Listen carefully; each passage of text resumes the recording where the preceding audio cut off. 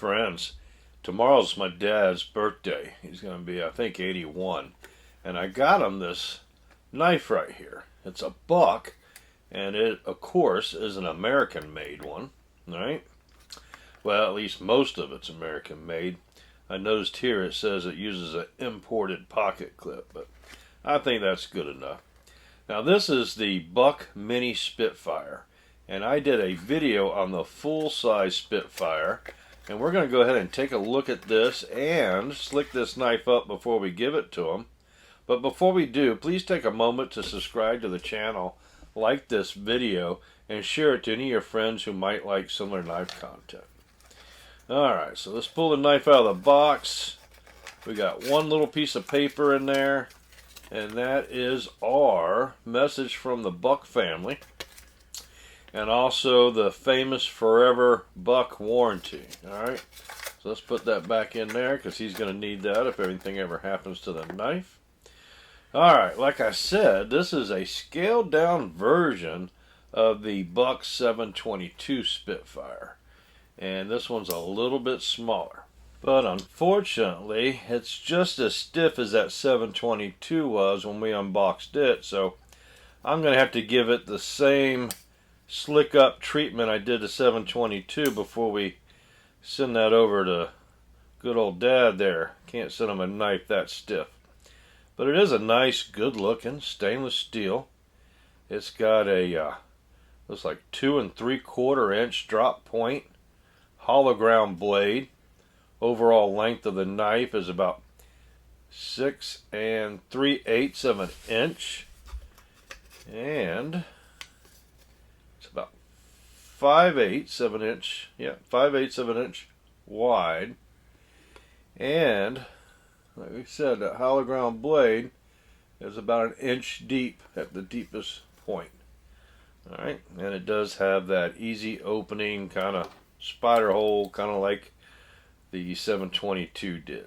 Alright, easy opening. I got this one slicked up pretty nice, and the full size one is 3 inches, just to compare it. Alright, so you're only getting about a 1/4 inch different in blade, but if I hold the other knife up to it, it looks like there's a lot more going on there, don't it? But I guess it's mostly in the handle, alright, and the depth of the knife. I really like the 722 Spitfire. Alright, and like I said, I got it slicked up really nice, and I'll link the video in the comments where I disassembled this Spitfire and deburred it and adjusted the spring and got it opening nice and easy and slick as silk like this right here. Alright, and this thing is a razor blade too. Great knife. Put a Benchmade deeper carry pocket clip on there. The original one wasn't very deep, but you know what? It was 4 position, where this one here is only 2 position. Look at that. Alright, so don't have those forward holes for the pocket clip. But alright, so like I said, we're going to take this knife right here, and it's a little stiff, and that's just not going to do it, not for Dad's birthday, okay?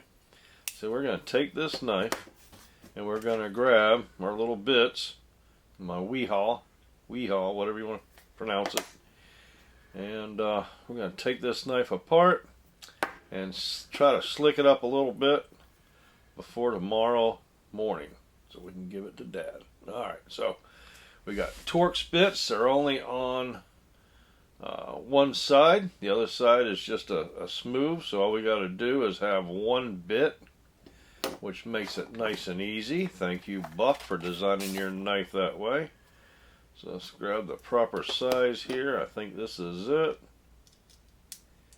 Yep, that's it. Fits like a glove. Alright, get my little driver here. Put this one back in there so we don't lose it. Put those aside.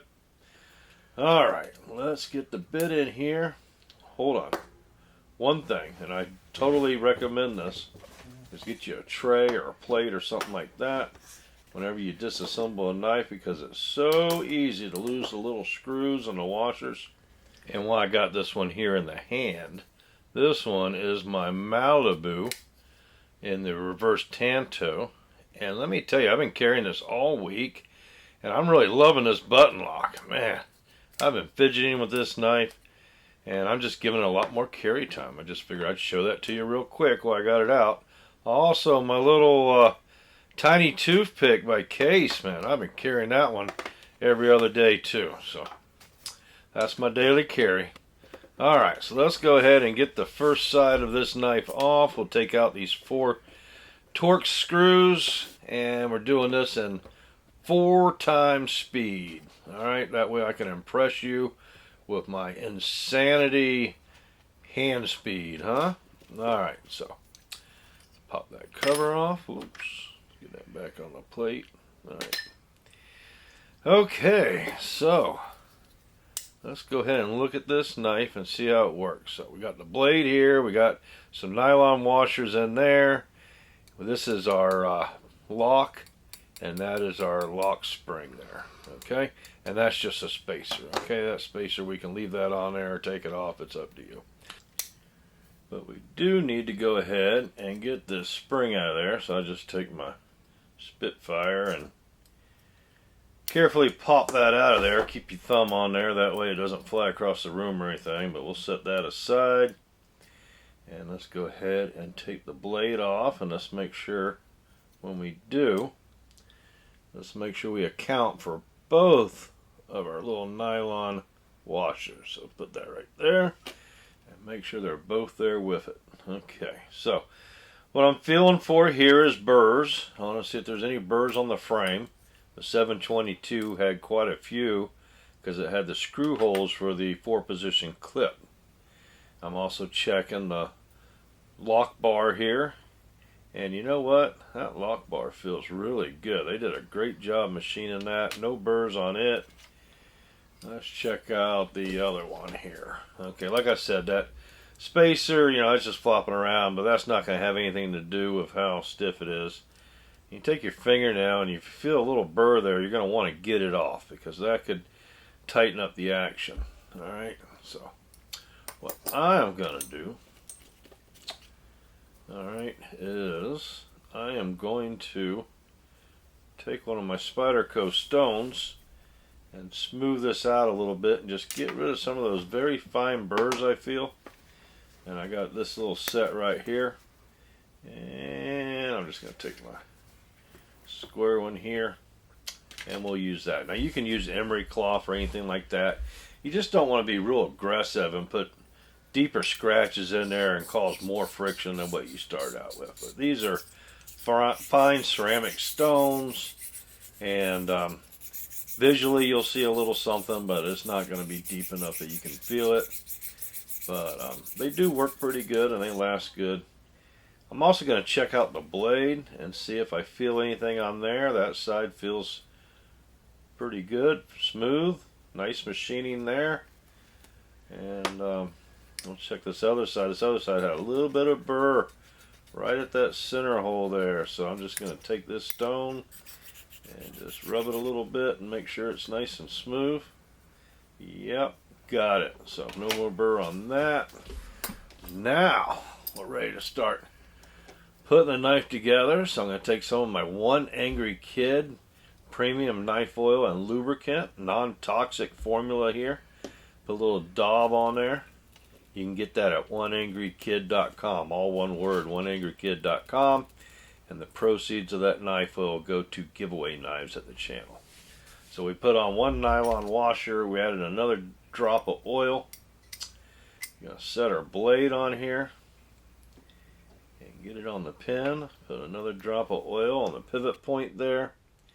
Now, we got the lock bar and spring in here, and I'm going to remind you that that spring right there puts a lot of tension on that lock bar. And that is 90% of why these knives are stiff.